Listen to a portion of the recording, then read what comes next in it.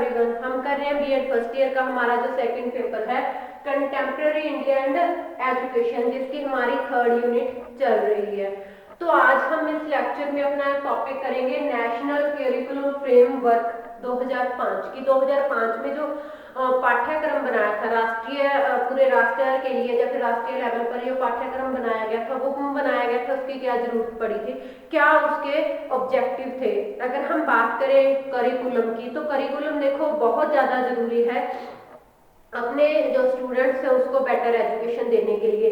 तो हर एक चीज को एक अच्छे प्रॉपर वे में करने के लिए तो हमें हर एक काम को प्री प्लानिंग काम की प्री प्लानिंग करनी पड़ती है कि कब काम करना है और कैसे किया जाना है। तो इस प्रकार तो एजुकेशन से रिलेटेड भी जो हमने बच्चों को सिलेबस पूरे साल में करवाना है क्लास वाइज, तो उसका एक जो पाठ्यक्रम है वो तैयार किया जाता है कि उस पाठ्यक्रम में हम कौन कौन से जो विषय हैं वो शामिल करेंगे, तो उनकी कितना उसमें जो विषय वस्तु है या फिर कितना वो जो सिलेबस है वो करवाया जाएगा।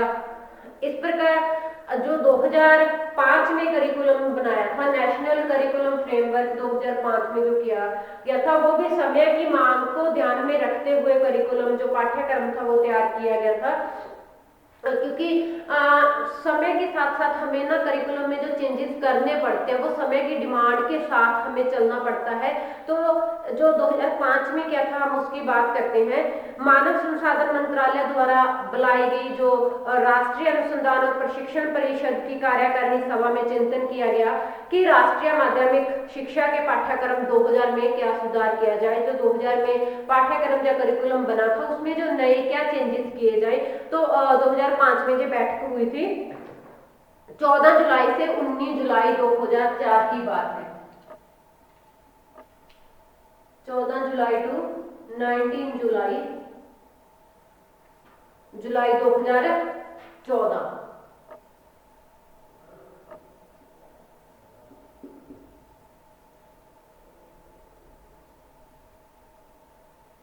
जुलाई 2014 ये 5 दिन जो सभा चली थी उसमें निर्णय लिया गया कि 21वीं शताब्दी को ध्यान में रखते हुए, जिसको हम साइंस एंड टेक्नोलॉजी का जमाना भी कहते हैं, उसको ध्यान में रखते हुए एक राष्ट्रीय का जो पाठ्यक्रम है वो तैयार किया जाएगा, एक नेशनल करिकुलम है वो तैयार किया जाएगा। राष्ट्रीय पाठ्यक्रम जो प्रोफेसर जशपाल की अध्यक्षता में तैयार करने की बात कही गई और उसके लिए हमारे जो 5 प्रमुख शहर थे मैसूर, भोपाल, भुवनेश्वर, अजमेर और शिलांग में 5 सभाओं का जो आयोजन किया गया और पाठ्यक्रम 2005 के लिए जो वो तैयार किया गया। उसमें जो 21वीं शताब्दी की बात की गई, जो साइंस एंड टेक्नोलॉजी का जमाना था उसकी बात की गई और उसको ध्यान में रखते हुए जो ये पाठ्यक्रम था वो तैयार किया गया। तो इसमें अगर हम बात करें कि कौन कौन से जो सुझाव थे या कौन कौन सी किस चीज की आवश्यकता थी जिसके लिए हमें जो पाठ्यक्रम में चेंजेस करने थे। जो 2000 का पाठ्यक्रम था उसमें कुछ चेंजेस किए। तो इसमें सबसे बड़ी बात कहते हैं कि जो संविधान में हमें एजुकेशन का प्रावधान दिया गया, हमें एजुकेशन प्राप्त करने की जो हक है या फिर जो अधिकार है वो पहले क्या था, नीति जो दिशा निर्देशक सिद्धांत थे उस सिद्धांतों में उसको काउंट किया गया था जो शिक्षा का अधिकार था, लेकिन उसके बाद उसको निकालकर जो दिशा निर्देशों सिद्धांतों से बाहर करके इसको ना फिर जो हमारे मूल अधिकार थे, जो मौलिक अधिकार थे उसमें शामिल किया गया। तो उसमें हमें जो 46A सिद्धांत था तो उसमें क्या किया गया कि जो हमें फ्री एंड कंपलसरी एजुकेशन है वो हम अपने बच्चों को प्रोवाइड करेंगे। हर एक बच्चे को जो शिक्षा लेने का समानता का अधिकार है, हर एक धर्म से जाति से जो लोग आते हैं वो शिक्षा ले सकते हैं बिना किसी भेदभाव के। इसलिए उस समय जब फ्रेमवर्क ये बन रहा था, जब नेशनल फ्रेमवर्क था करिकुलम के लिए, तो उसमें एजुकेशन का जो अधिकार था, जो शिक्षा लेने का अधिकार था, वो दिशा निर्देशक जो सिद्धांत है उसमें से निकालकर उसको जो हमारे मौलिक अधिकार है उसमें शामिल किया गया था ताकि कोई भी बच्चा जो एजुकेशन से वंचित ना रह जाए। पाठ्यक्रम को लचीला बनाए जाने की वहाँ बहुत मांग थी, बहुत जरूरत थी कि पाठ्यक्रम को लचीला बनाया जाए जिसमें सामाजिक परिवर्तन वातावरण के अनुकूल बढ़ाया जा सकता था। अगर हम उदाहरण के तौर पर बात करें कि किसी भी बच्चे को जो इतिहास का विषय है। इतिहास का विषय में स्वतंत्रता के उपरांत जो अंग्रेजों का इतिहास पढ़ने की जो जरूरत है वो नहीं है। इस प्रकार अगर हम बात करें पंजाब और हरियाणा के अलग राज्य बनने के बाद सिखों का इतिहास और पंजाबी भाषा सीखना ऐच्छिक विषय बन गया है। हरियाणा की बात करते हैं, हरियाणा में पंजाबी एक ऑप्शनल सब्जेक्ट बना दिया गया है। और अगर हम बात करें जो सिखों का इतिहास था वो भी हरियाणा में बच्चों के लिए ऑप्शनल बन गया है, लेकिन पंजाबी पंजाब में कंपलसरी है उनके लिए। तो इस प्रकार लचीलापन इतना होना चाहिए कि हम उसमें से कुछ कम भी कर सकते हैं करिकुलम में या सिलेबस में, और कुछ उसमें से ऐड भी कर सकते हैं। तो हम इसकी बात करेंगे नीड एंड ऑब्जेक्टिव की, कि जो नेशनल करिकुलम फ्रेमवर्क 2005 था तो उसकी क्या आवश्यकता थी, क्या उसके उद्देश्य थे। हम डायरेक्टली बात करते हैं नीड एंड ऑब्जेक्टिव की।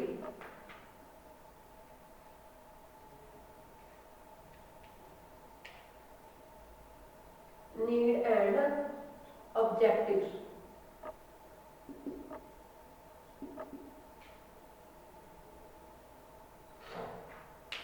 तो सबसे बड़ी जो जरूरत थी वो एजुकेशन का यूनिवर्सलाइजेशन की बात चल रही थी। हर तक की एजुकेशन का जो सार्वभौमिकीकरण होना चाहिए, सबको समान रूप से, और जो कंपलसरी एजुकेशन है वो मिलनी चाहिए। तो जो हम सबसे पहले पॉइंट को डिस्कस करते हैं, सभी को शिक्षा और सम्मान।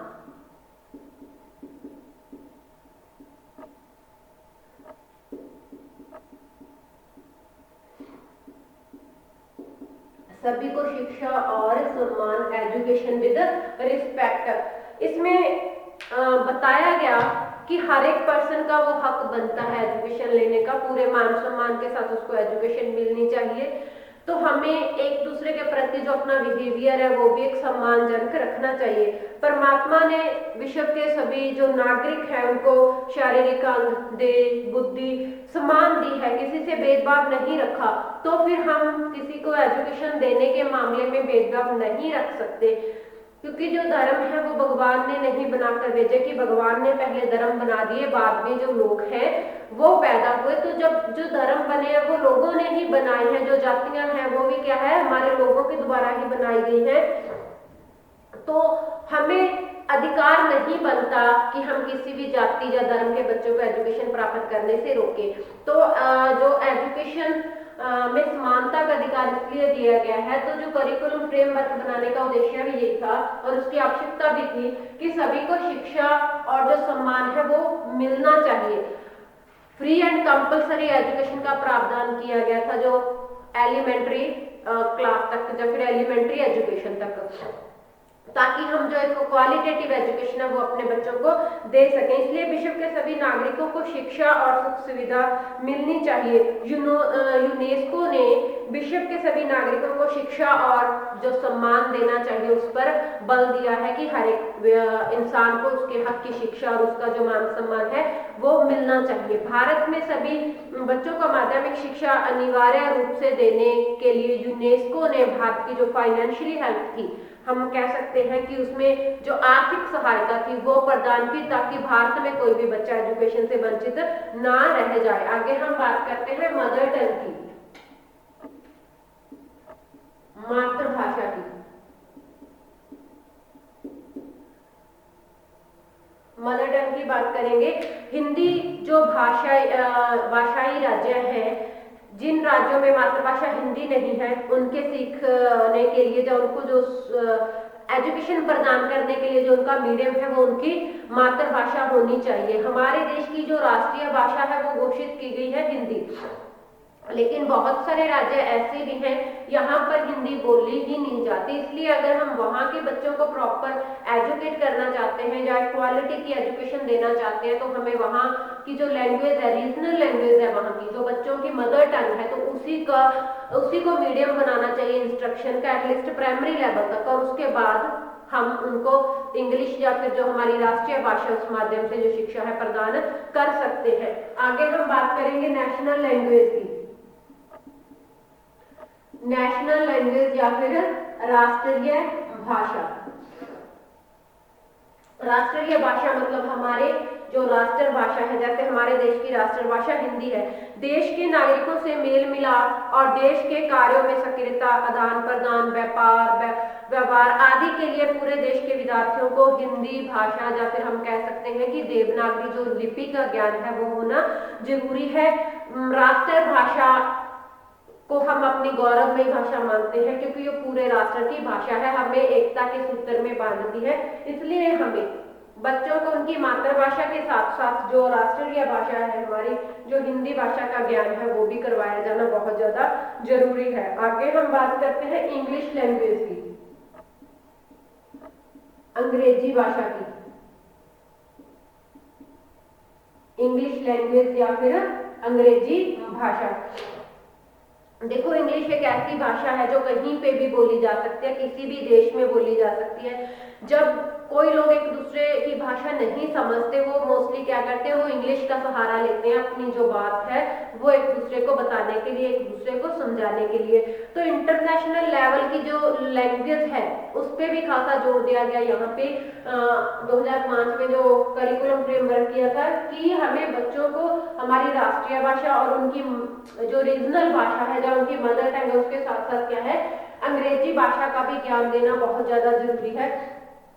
इसका क्योंकि ग्लोबलाइजेशन के कारण क्या है कि सभी देश एक दूसरे के साथ बहुत स्टडी को लेकर या फिर व्यापार को लेकर एक दूसरे के साथ बहुत डील्स करते हैं, बहुत सारे काम करते हैं। तो इसलिए उन्हें अंग्रेजी भाषा का ज्ञान होना जरूरी है, ताकि अगर बच्चा एक जगह से जाकर दूसरे जगह या फिर हम कह सकते हैं कि दूसरे देश में जाकर पढ़ना चाहे या फिर काम करना चाहे तो उसमें वो हेल्प कर सके। वो आधुनिकता की जो भाषा है उसको भी हमें सिखाना होगा। आगे हम बात करते हैं मैथमेटिक्स की, गणित की। मैथमेटिक्स हमारे व्यवहारिक जीवन में गणित का बहुत महत्व है। व्यापार के कार्यों में या कोई दैनिक जो कैलकुलेशंस होती है उसमें तो हमारा गणित बहुत काम आता है। तो इसलिए हमें भाषा के साथ साथ जो मैथमेटिक्स की एजुकेशन है वो भी बच्चों को प्रोवाइड करवानी चाहिए। आगे हम बात करेंगे सोशल साइंस की। सोशल साइंस, सामाजिक विज्ञान। गणित के साथ साथ क्या है, हमें आगे जो सामाजिक विज्ञान है उसकी भी जानकारी जो बच्चों को देनी बहुत ज्यादा जरूरी है। बच्चा परिवार में जन्म लेता है और अपने जो सामाजिक परिवेश में या सामाजिक वातावरण में वो दूसरों के साथ मिलता जुलता है, क्योंकि मनुष्य एक सामाजिक प्राणी है और समाज के बिना उसका गुजारा नहीं होता। तो सामाजिक जो विज्ञान है वो क्या है, अपने जो बिहेवियर है अपना लोगों के प्रति, अपने फैमिली के प्रति, अपने आस पड़ोस के प्रति, या फिर जो हम कह सकते हैं कि एक प्रेम की भावना है, मित्रता की भावना है, वो क्या है, हमें इस चीज की जो जानकारी है वो सामाजिक विज्ञान से मिलती रहती है। तो हमें अपने बिहेवियर को या फिर अपनी लाइफ को एक सुचारू रूप देने के लिए समाज में जो विचारों का आदान प्रदान है या फिर अन्य जो भौतिक चीजें हैं उसका आदान प्रदान करने के लिए हमें समाज में एक अच्छी छवि बनाए रखने की बहुत ज्यादा जरूरत होती है। इसलिए समाज में रहने के लिए जो सामाजिक ज्ञान है वो होना बहुत ज्यादा जरूरी है। आगे हम बात करें साइंस की। विज्ञान है साइंस। हम सबको पता है कि जो आज का टाइम है उसमें साइंस और जो टेक्नोलॉजी है उसकी बहुत ज्यादा अहमियत है। जो रोज रोज नई नई खोजें हो रही हैं वो क्या है, वो विज्ञान की शिक्षा के द्वारा ही हो रही है। इसलिए हमें अपने बच्चों को जो विज्ञान की शिक्षा है वो देनी बहुत ज्यादा जरूरी है। विज्ञान की शिक्षा कहाँ कहाँ जो हेल्प कर सकती है बच्चों की, वो उत्पादकता में, स्वास्थ्य जो शिक्षा है उसमें, जो वैज्ञानिक शिक्षा, या फिर जो हम कह सकते हैं कि जो इंजीनियरिंग वाली लाइन है तो उसमें क्या है, साइंस बहुत ही ज्यादा जो हेल्पफुल हो सकती है। इसलिए हमें अपने बच्चों का वैज्ञानिक दृष्टिकोण बनाने के लिए या वैज्ञानिक दृष्टिकोण विकसित करने के लिए उन्हें जो विज्ञान की शिक्षा है वो देना बहुत ज्यादा जरूरी है। तो इसलिए हमारे करिकुलम में विज्ञान की जो आवश्यकता है बहुत ज्यादा जरूरी थी। विज्ञान का जो ऑब्जेक्टिव है, विज्ञान जो साइंस एजुकेशन उसकी जरूरत थी, क्योंकि हम बच्चों में साइंटिफिक जो एटीट्यूड है वो पैदा करना चाहते हैं, और इसका उद्देश्य भी यही है कि हम अपने बच्चों में जो वैज्ञानिक भाव है, जो वैज्ञानिक दृष्टिकोण है उनका, वो विकसित कर सकें। आगे हम बात करते हैं work experience and vocational education. कार्य अनुभव, वर्क एक्सपीरियंस एंड क्राफ्ट, कार्य अनुभव और हस्तकला। तो हमारी एजुकेशन में कार्य अनुभव और हस्तकला की बहुत ज्यादा जरूरत है, क्योंकि अगर हम बच्चे को कोई हस्तशिल्प से रिगार्डिंग एजुकेशन देंगे और उसका साथ साथ उसमें जो कार्य अनुभव है वो भी करवाएंगे, उसको प्रैक्टिकली सिखाएंगे, तो फ्यूचर में बच्चे को जो रोजगार है वो ढूंढने में मुश्किल नहीं होगी। वो अपने पर्सनल लेवल पे क्या कर सकता है, अपना रोजगार या फिर अपना व्यवसाय है वो खड़ा कर सकता है, अपनी इनकम का जो सोर्स है वो बना सकता है। अगर हम बात करें जो घरों में अगर छोटे छोटे काम जैसे सिलाई कढ़ाई या फिर बुनाई है, लड़कियों के लिए अगर हम ऐसी शिक्षा प्रदान करते हैं तो वो लड़कियों के लिए अपना जो रोजगार है वो अच्छा साबित हो सकता है। अगर लड़कों की बात करें तो उन्हें एग्रीकल्चर में अगर उनको गार्डनिंग वगैरह की, फ्रूट्स या फिर वेजिटेबल जो प्रोडक्शन है उसकी हम नॉलेज देंगे, तो या फिर ऐसे मैकेनिकल साइड है तो वो अपना पर्सनल रोजगार खड़ा कर सकता है, पर्सनल रोजगार उसके लिए बन सकता है, जो उसका इनकम का सोर्स हो जाता है। इसलिए जो नेशनल करिकुलम फ्रेमवर्क 2005 था उसमें आवश्यकता महसूस की गई कि हमें ऐसी एजुकेशन चाहिए जो बच्चों में रोजगार की हेल्प की जाए। तो उस जो उद्देश्य था हमारा या फिर वो हमारी जो आवश्यकता थी उसको पूरा करने के उद्देश्य से कार्यान्वयन और हस्तकला का जो सिलेबस था या फिर जो एजुकेशन थी वो इसमें ऐड करने की बात कही गई। आगे हम बात करते हैं कंप्यूटर एजुकेशन की। कंप्यूटर शिक्षा, कंप्यूटर एजुकेशन। तो जैसे आज के जमाने में सबको पता है कि हम कितने डिपेंड हो चुके हैं कंप्यूटर पर, क्योंकि कंप्यूटर एक ऐसी डिवाइस है जिसकी सहायता से हम जो बड़ी बड़ी कैलकुलेशंस है वो मिनट सेकंड में कर सकते हैं। कंप्यूटर के जरिए जो हम अपना व्यापार है वो घर बैठे ही इंटरनेशनल लेवल तक कर सकते हैं। और जो हमारा सोशल नेटवर्क है, सोशल नेटवर्क के जरिए हम देश विदेश में बैठे लोगों के साथ जो बातचीत है वो अपने कंप्यूटर के जरिए कर सकते हैं। तो इसलिए कंप्यूटर की जो एजुकेशन है वो हमारे बच्चों को देना भी बहुत जरूरी एक अंग बन गया था, एक एजुकेशन का एक जरूरी जो भाग है वो बन गया था। विज्ञान और कंप्यूटर के कारण जो पूरा विश्व एक छोटा बनता जा रहा है, उसका जो दायरा एक छोटा हो जा रहा है। हम अपने घर बैठे ही जो यूरोपीय कंट्री या वेस्टर्न कंट्रीज हैं वहां से अपना काम कर सकते हैं या वहां से बैठे लोगों से बात कर सकते थे। इसलिए विश्व के किसी जो क्षेत्र है उसमें जो सूचना है वो हम कंप्यूटर के हेल्प से प्राप्त कर सकते हैं। तो उसके लिए हमें जो कंप्यूटर की एजुकेशन है वो होनी जरूरी थी। इसलिए ये आवश्यकता महसूस की गई कि हमारे करिकुलम में बच्चों के लिए कंप्यूटर एजुकेशन को ऐड किया जाए, और उसी उद्देश्य को पूरा करने के लिए कंप्यूटर एजुकेशन वहां पे ऐड की गई। आगे हम बात करते हैं पंचायती राज। पंचायती राज। अब देखो हम बात कर रहे हैं, पहले डिफरेंट सब्जेक्ट्स की बात किया हमने, टोटली बच्चे के जो स्कूल लेवल पे उनको पढ़ाए जाते हैं हमने 9 पॉइंट तक उसकी बात की। अब आगे जो इसका पॉइंट ऐड किया हमने तो वो एकदम डिफरेंट आ गया कि पंचायती राज। माध्यमिक शिक्षा में शिक्षक, अभिभावकों और जो समुदाय है उसका बहुत योगदान है, क्योंकि अगर माता पिता अपने बच्चों को मोटिवेट नहीं करेंगे स्कूल जाने के लिए तो वो टीचर है किस किस को एजुकेशन दे सकते हैं।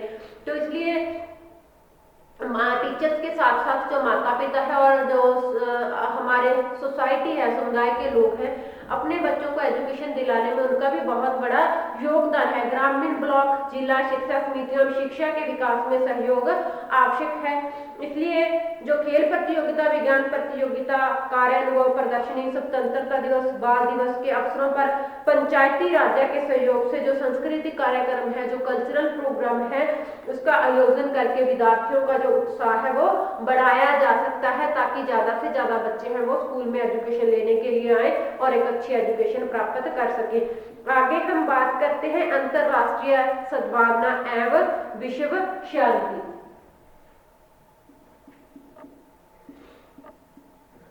अंतरराष्ट्रीय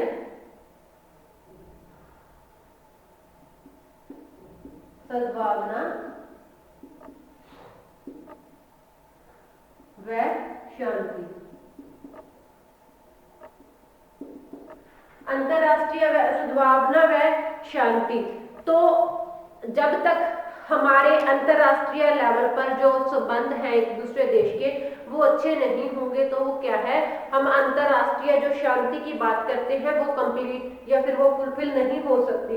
तो अंतरराष्ट्रीय सद्भावना व जो विश्व शांति है, जितना विश्व में शांति रहेगी, जो देश हैं, विभिन्न जो देश है वो एक दूसरे का सहयोग करेंगे, वो चाहे एजुकेशन के रिगार्डिंग हो, चाहे वो अन्य किसी भी काम के रिगार्डिंग हो। जब सारे देश एक दूसरे का सहयोग करते हैं, एक दूसरे की जो हेल्प है वो करते हैं, तो जो एजुकेशन है उसकी भी डेवलपमेंट होती है। माध्यमिक शिक्षा प्राप्त कर रहे विद्यार्थियों, नवोदय विद्यालयों, सैनिक स्कूल के छात्रों को अंतरराष्ट्रीय भ्रमण की सुविधा देकर, सांस्कृतिक कार्यक्रमों का आयोजन करके और खेल प्रतियोगिता करके, या फिर अंतरराष्ट्रीय जो विज्ञान प्रदर्शनी है उसका आयोजन करके, या फिर अंतरराष्ट्रीय सत्र के सेमिनारों का आयोजन करके हम जो अपने स्टूडेंट्स हैं उसको पूरे जो विश्व में सहयोग की भावना, जो मित्रता की भावना, जो भाईचारे की भावना, उसका हम संदेश दे सकते हैं।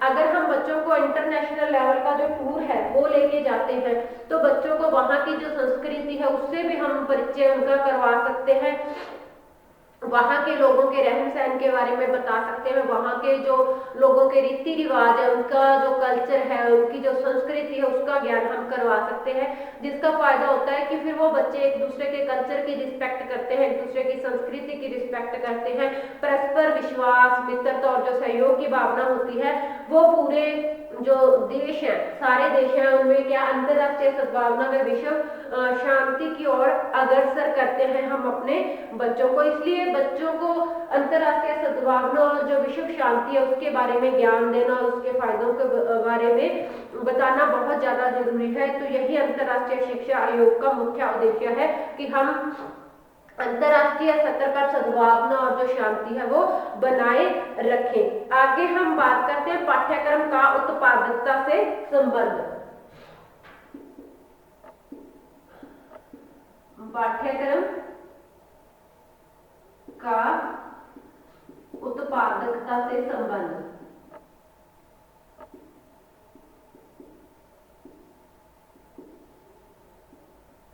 पाठ्यक्रम का उत्पादकता से अगर संबंध होगा तो हमारे स्टूडेंट्स के लिए वो कैसे हेल्पफुल हो सकता है। अब शिक्षा बौद्धिक ज्ञान तक ही सीमित नहीं रह गई आज के जमाने में कि बच्चों को सिर्फ आध्यात्मिक और बौद्धिक ज्ञान प्रदान करें, उसके साथ साथ जो शिक्षा है उसका जो संबंध है वो उत्पादकता से जोड़ा गया है।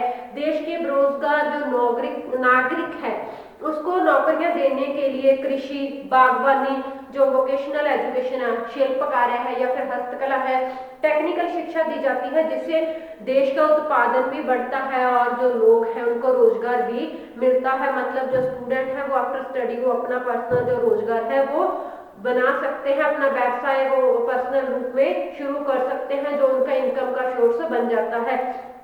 पाठ्यक्रम के ज्ञान को परखने के लिए, जांचने के लिए या फिर सफलता का पता लगाने के लिए जो मूल्यांकन पद्धति में परिवर्तन लाया गया है। परंपरागत जो परीक्षण निबंधात्मक प्रश्नों द्वारा केवल पाठ्य पुस्तक तक ही सीमित था, या कक्षा तक सीमित था।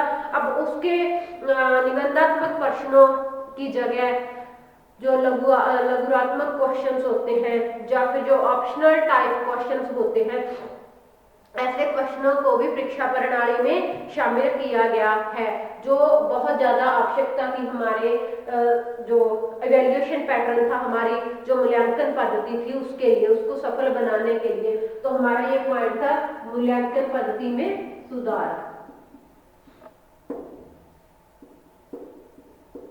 मूल्यांकन पद्धति में सुधार।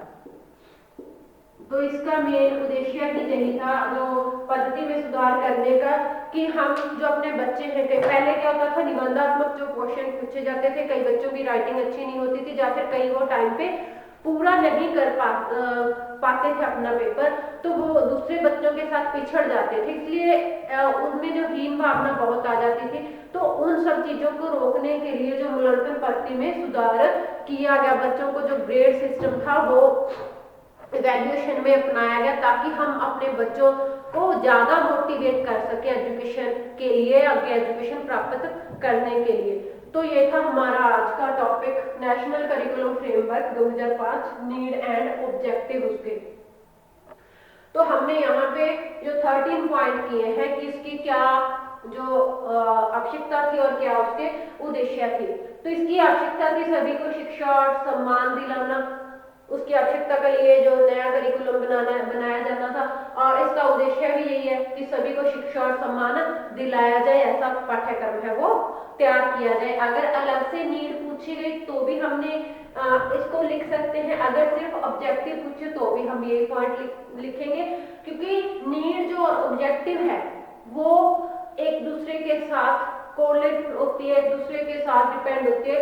जिस चीज की हमें आवश्यकता होती है हम उसी के जो पूरा करने के उद्देश्य से कोई काम करते हैं। तो नीड एंड ऑब्जेक्टिव में यही सारे हैं, शिक्षा और सम्मान दिलाना, मातृभाषा, राष्ट्रीय भाषा, अंग्रेजी भाषा की को शामिल किया जाना, गणित मैथमेटिक्स को शामिल करना, सामाजिक विज्ञान की जो शिक्षा है, कार्यानुभव और हस्तकला, कंप्यूटर शिक्षा, पंचायती राज, अंतरराष्ट्रीय सद्भावना व विश्व शांति, पाठ्यक्रम का उत्पादकता से संबंध और मूल्यांकन पद्धति में सुधार। इन सब चीजों का जरूरत थी, और इन सब चीजों में चेंज करने के लिए या फिर इनको बेटर बनाने के उद्देश्य से नेशनल करिकुलम फ्रेमवर्क 2005 था वो किया गया।